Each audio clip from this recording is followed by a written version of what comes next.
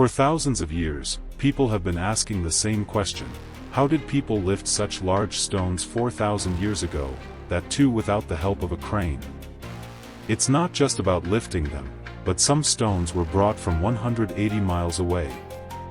That means lifting stones that weigh as much as a double-decker and transporting them several hundred miles away. So what is the real story? Welcome to Moon Facts TV.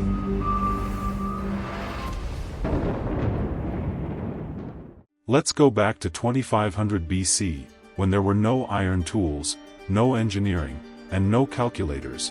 Yet how did these people transfer such heavy stones over a distance of 180 miles? There are several theories behind this. The first theory, which people call the rolling theory, states that these people used to pull the stones by placing them on round wooden rollers. However, when researchers checked the area, they found that there were wetlands and rivers along the way, making it impossible to roll the stones. Then came the second theory. An experiment in the Netherlands in 2016 showed that pouring water on sand reduced the friction considerably, by about 50%. This meant that fewer people were needed to pull heavy loads, which is what we knew in 2016.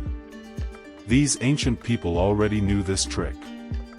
Another strange theory is that Stonehenge was built with the help of sound. Yes, sound waves. This theory is called acoustic levitation, in which sound frequencies help lift stones by reducing gravity. But this theory was also later proven wrong. But then what is the real theory? Today's archaeologists say that these people used wooden ramps, ropes, and a pulley system. According to new experiments, a team of 100 people could erect a large stone in just 10 days with the help of wood, rope, and brains.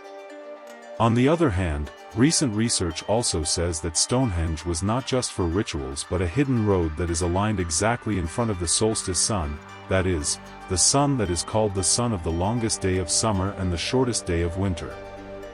This means that each stone had a special meaning. Its angle and its direction were all placed for a specific purpose. It would not be wrong to say that lifting the stones of Stonehenge is only half the secret. The other half is hidden in its positioning and proper use.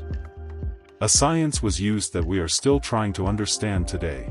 If you haven't subscribed to the channel yet, do so now so that you can be the first to see new informative videos. See you in the next video.